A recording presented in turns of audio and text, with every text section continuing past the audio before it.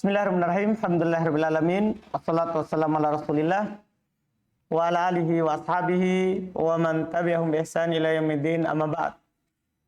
Baik, alhamdulillah kita lanjut sedikit pembahasan kitab Umdatul Ahkam min kalami khairil anam karya Imam Abdul Ghani Al-Maqdisi rahimahullahu taala. Kita di pertemuan yang lalu sudah masuk di bab al-imamah, bab tentang imam. Kita sudah bahas pembahasan bahwa sebagai seorang makmum wajib mengikuti imam pada hal-hal yang wajib dia ikuti.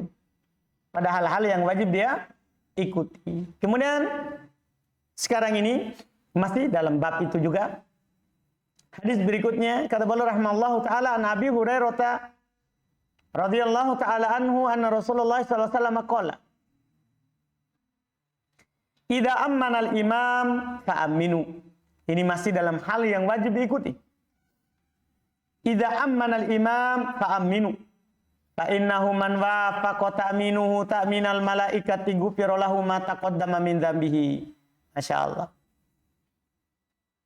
Kata beliau rahimahullah dari Abu Hurairah radhiyallahu taala anhu bahwasanya Rasulullah sallallahu alaihi wasallam bersabda, apabila imam mengucapkan amin, maka aminkanlah juga.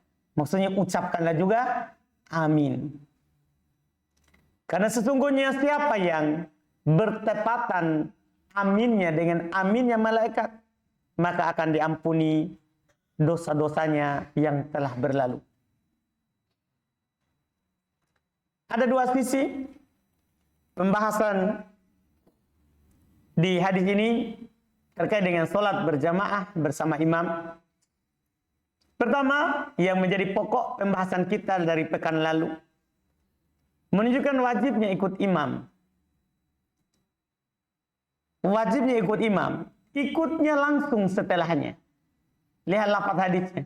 Idza ammanal imam fa'aminu. Pakai fa. Apabila imam mengucapkan amin, aminkanlah pakai fa. Fa itu huruf athof. Maknanya tartib bi ghairi muhlah. Berurut tanpa selang waktu. Jadi imam bilang A, kita langsung bilang A juga. Kalau dia sudah bilang ami, kita juga langsung. Dipahami ini kan? Ikut tanpa selang waktu. Sampai di dalam satu lafaz dikatakan, idza qala al-imam ghairil maghdubi alaihim waladdallin faqulu amin. Apabila imam mengucapkan ghairil maghdubi alaihim waladdallin, ucapkan langsung apa? Amin. Karena pasti dia bilang A setelahnya. Antum amin. Ini menunjukkan apa? Tanpa selang waktu. Kita mengikutinya. Karena sudah kita ingatkan kemarin, kalau diikuti tapi ada jaraknya, maka kita salah dalam mengikuti imam. Misalnya imam sudah bangkit dari sujud, kita masih sujud di bawah. Itu kesalahan dalam sholat. Ini tanpa selang waktu semuanya. Tanpa selang waktu semuanya. Ini sisi pembahasan pertama. Pembahasan kedua, ucapan amin bersama imam setelah imam itu ada keutamaannya. Ada keutamaannya. Ada dorongan dalam syariat. Karena siapa yang aminnya sama dengan aminnya malaikat, ya kan? Maka dia akan diampuni dosa-dosanya yang telah berlalu. Kan kita, maksudnya kapan kita tahu malaikat amin? Kan begitu kan? Kapan? Malaikat kan selalu beribadah kepada Allah. Masuk di Baitul Ma'mur setiap saat. Yang masuk tidak akan kembali lagi setelahnya kalau dia sudah keluar. Ya kan? Nah, kalau kita bertepatan dengan aminnya mereka, akan diampuni dosa kita. Ini dorongan namanya untuk mengucapkan apa? Amin. Terus para ulama rahimahumullah sebagai faedah tambahan, kan ini sudah habis dari mengikuti imam ini, nanti setelahnya tuntunan untuk imam kalau dia sholat berjamaah. Terkait dengan ucapan amin, ini sebagai faedah tambahan karena tidak berulang lagi amin. Para ulama membicarakan beda hukum amin antara makmum dan imam. Ucapan amin bagi imam hukumnya sunnah. Hukumnya sunnah. Karena tidak ada yang memerintahkan imam mengucapkan amin. Lihat tadi lafaz hadis yang ada di hadapan kita ini. Idza ammanal imam. Apabila imam mengucapkan amin. Dalam lafaz lain, idza qala ghairil maghdubi alaihim waladdallin. Apabila dia mengucapkan ghairil maghdubi alaihim waladdallin, tadi disebutkan kata apa? Amin. Ini menunjukkan hukum bagi imam apa? Sunnah. Paham kan? Hukum bagi makmum wajib. Karena makmum diperintahkan. Lihat apa lafaz hadisnya? Idza ammanal imam fa'aminu.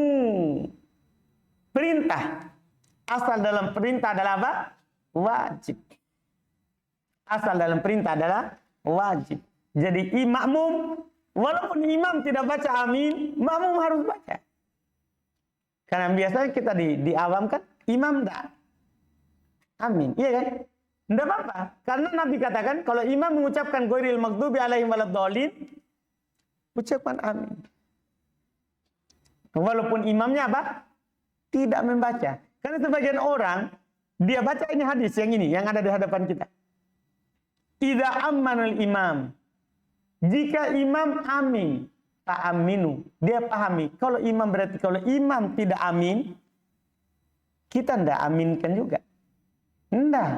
Bukan begitu pemahamannya. Karena ada lagi lafaz lain. Kalau imam mengucapkan ghairil maghdubi alaihim waladdallin, ucapkanlah amin. Artinya walaupun imam tidak baca amin, karena baginya sunnah, maka kita harus baca apa? Amin. Karena hukum bagi makmum adalah wajib. Ini dalam masalah itu. Selesai. Ini hadis terakhir terkait dengan wajibnya mengikuti imam. Setelah itu, sekarang kita akan masuk di pembahasan orang yang menjadi imam. Ada ketentuannya. Ya, ada ketentuannya. Kata beliau rahimallahu taala, an Abi Hurairah radhiyallahu taala anhu anna Rasulullah sallallahu alaihi wasallam qala, idza shalla ahadukum lin-nasi falyukhaffif fa inna fihimud dha'if was-sakim wa dzal hajah wa idza shalla ahadukum li nafsihi falyutawwil ma syaa. Ini harus diperhatikan seorang yang menjadi imam. Karena imam itu bukan hanya sekedar murojaah hafalan. Sebagian orang menjadi imam, dia mau murojaah hafalannya. Dia mau murojaah apa? Hafalannya. Kata Nabi dari Abu Hurairah radhiyallahu taala anhu, bahwasanya Rasulullah SAW bersabda, apabila kalian, salah seorang dari kalian, solat mengimami manusia, fal yukhaffif, hendaklah dia memperingan.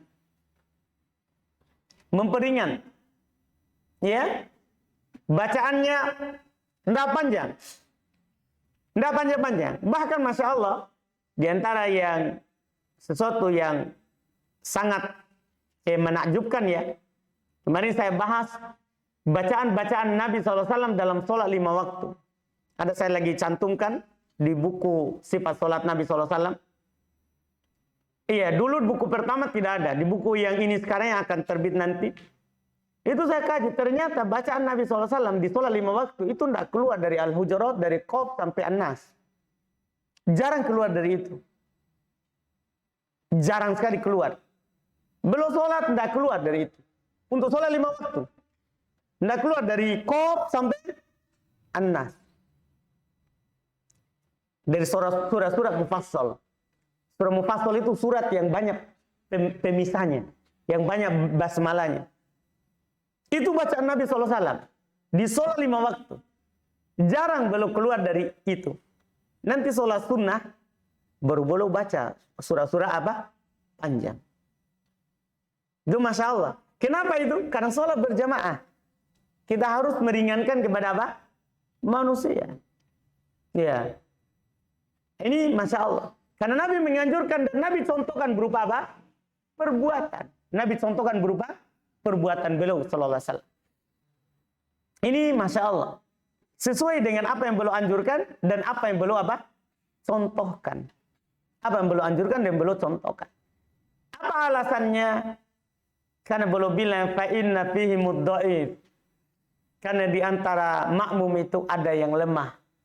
Kita mampu, bahkan kita baca 1 juz pun tidak terasa kalau kita jadi imam. Karena kita tidak pikir lagi capek. Karena kita konsentrasi di mana? Di hafalan. Tapi orang di belakang yang tidak hafal itu ayat. Antum mungkin pernah rasakan. Nah, dan saya pernah rasakan seperti itu. Jadi kalau kita jadi imam, mau setengah juz pun tidak ada masalah. Walaupun nanti ketika selesai baru terasa. Kan begitu kan? Tapi saat kita membaca tidak rasa. Tapi ini di belakang. Khayalannya sudah kemana-mana. Sudah ke Makkah, Madinah, Yaman, semuanya. Ini masalah. Dia cuma tunggu kapan ini ruku. Ini. Ya. Makanya Nabi bilang, fa'inna fihi mudda'in. Karena di belakang itu ada orang yang tidak mampu untuk berdiri lama. Wasakim, ada juga orang yang sakit. Iya kan? Ada juga orang yang sakit, punya penyakit. Iya. Wadal hajah, dan ada juga orang yang memiliki kebutuhan. Dan dia datang sholat, ada yang dia mau lakukan setelah apa? Sholat. Nah kalau kita lama di situ, dia akan pikir pekerjaannya. Iya kan? Iya. Wa idza shalla ahadukum li nafsi, kalau salah seorang kalian sholat untuk dirinya, imami dirinya sendiri. Falyutawwil ma syaa, maka silakan perpanjang apa yang diinginkan. Mau mulai dari Al-Baqarah sampai An-Nas, silakan. Ini untuk sendiri. Dipahami ini? Jadi bedakan kita sholat sendiri dengan sholat apa? Berjamaah. Hadis ini memberikan isyarat kepada kita bahwa orang menjadi imam itu harus memperhatikan makmum. Bukan dirinya saja. Tapi dia harus memperhatikan apa? Makmum. Ini kalau saya baca sebentar Al-Baqarah sampai selesai, cocok nggak untuk makmum? Paham kan? Makanya ketika Nabi zaman Nabi SAW, Masya Allah, belum baca setelah Al-Fatihah, Al-Baqarah, kemudian ya An-Nisa, setelah itu kembali lagi ke Ali Imran. Ya, sampai ada sahabat saya telah ada menghal sesuatu yang buruk. Jadi dia bilang, saya kira Nabi akan ruku di terakhir Baqarah, ternyata lanjut An-Nisa. Saya kira tunggu akhir An-Nisa, ternyata kembali ke Ali Imran. Wah, katanya seperti itu. Maksudnya ini di masa Nabi SAW, di masa Umar karena orang sudah tidak seperti sahabat, beliau anjurkan untuk memperbanyak rakaat, mempersingkat berdirinya, sedikit bacaannya tapi banyak rakaat. Karena beda itu kalau banyak rakaat tapi sedikit bacaan kan orang, oh ya pendek ini, iya pendek. Jadi orang sudah semangat dulu dari awal. Karena kalau hatinya sudah kuat, badannya akan kuat. Iya kan? Kalau hati tidak kuat, badan. Karena badan ini cuma pasukannya hati. Makanya di masa Umar 21 rakaat. 21 rakaat. Kenapa? Karena ini orang tidak mampu lagi berdiri lama. Jadi berdirinya tidak lama tapi diperbanyak apa? Rakaat. Dan tak melanggar dan tidak melanggar. Ini yang kita inginkan apa? Maksudnya imam itu harus lihat keadaan siapa? Makmum. Imam itu harus lihat keadaan makmum di belakangnya.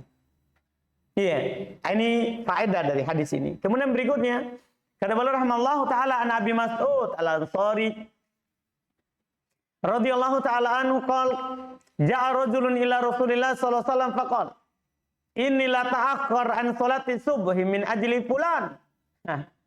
Mimma yutilu bina.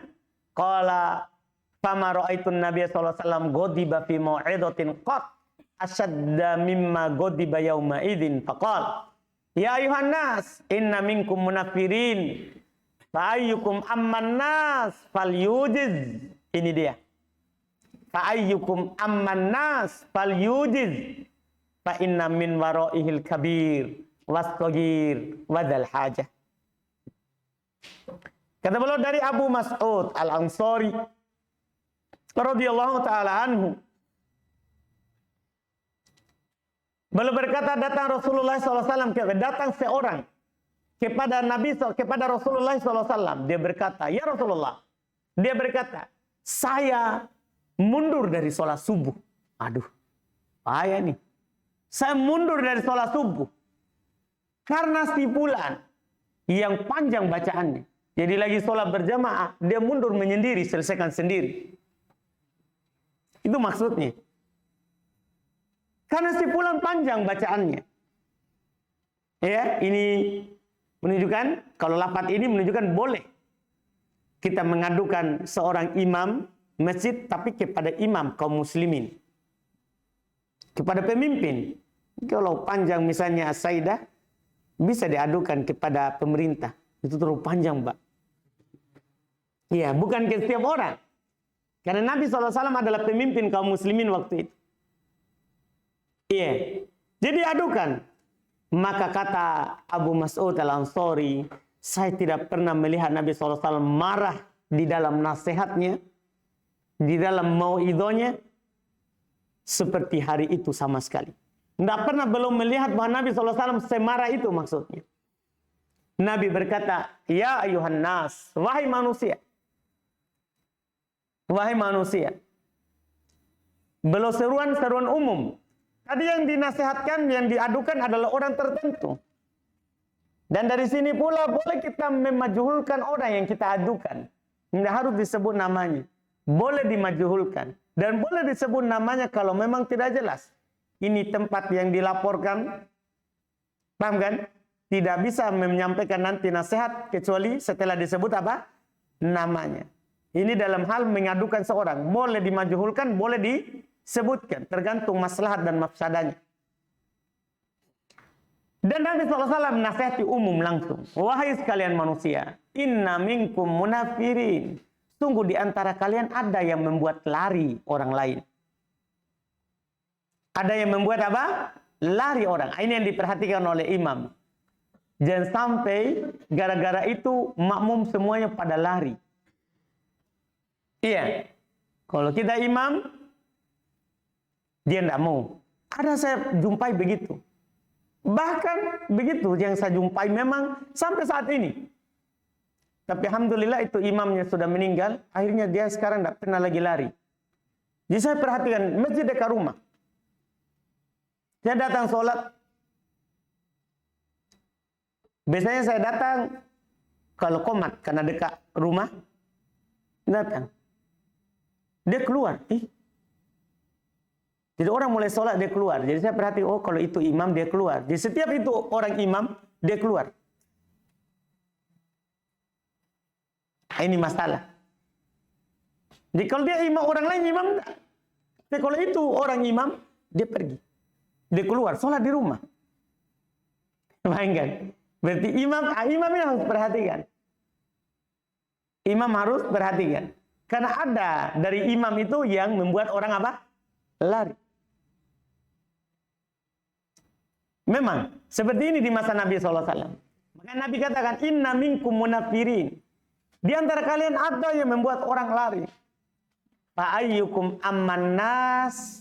Siapapun di antara kalian yang mengimami manusia, falyujiz. Hendaklah dia mempersingkat. Memperpendek.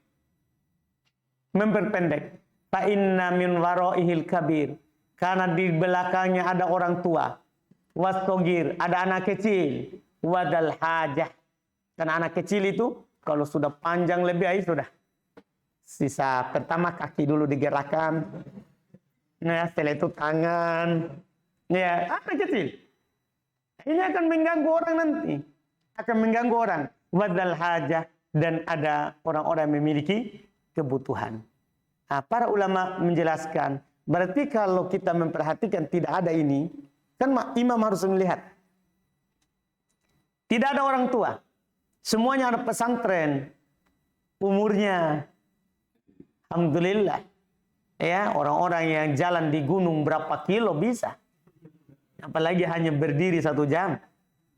Paham ini? Tidak ada orang tua. Semuanya anak pesantren. Iya kan? Karena orang tuanya di kampung. Iya, semua ini yang sholat masjid pesantren. Masjid apa? Pesantren. Tidak ada anak kecil, karena pesantrennya dipersyaratkan 17 ke atas. Misalnya kan begitu. Tidak ada anak kecil.